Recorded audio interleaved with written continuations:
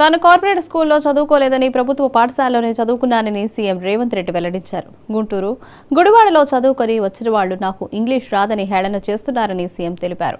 China, Japan లాంటి దేశాల్లో English మాట్లాడరని, కానీ టెక్నాలజీలో ప్రపంచానికే వారు ఆదర్శంగా నిలిచారన్నారు. గురుకులాల్లోని విద్యార్థులకు ఉపాధ్యాయులు మెరికల్లా తయారు చేయాలని, వాళ్లను ఇంగ్లీష్ రాదని ఎవరూ హేళన చేయవద్దని సీఎం రేవంత్ రెడ్డి ఆదేశించారు. వాళ్ళ మధ్యలో ఘర్షణ వాతావరణం వస్తే అంతిమంగా అది ప్రజలకే నష్టం జరుగుతుంది. రాజకీయాలు ఎన్నికల సమయంలోనే, ఎన్నికలు ముగిసిన తర్వాత విఘ్నులైన ఎన్నికైన ప్రజాప్రతినిధులు కేంద్ర సహకారంతో రాష్ట్రం యొక్క అభివృద్ధి కోసం కృషి చేయాలి తప్ప పదే పదే కేంద్ర ప్రభుత్వంతో ఘర్షణాత్మకమైన వైఖరి తీసుకుంటే రాష్ట్రం అభివృద్ధిలో వెనుకబడుతుంది.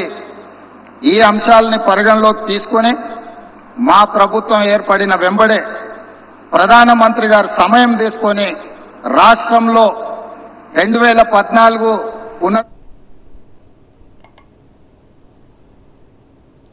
తాను కార్పొరేట్ స్కూల్లో చదువుకోలేదని ప్రభుత్వ పాఠశాలలోనే చదువుకున్నానని సీఎం రేవంత్ రెడ్డి వెల్లడించారు. గుంటూరు, గుడివాడలో చదువుకుని వచ్చిన వాళ్లు నాకు ఇంగ్లీష్ రాదని హేళన చేస్తున్నారని సీఎం తెలిపారు.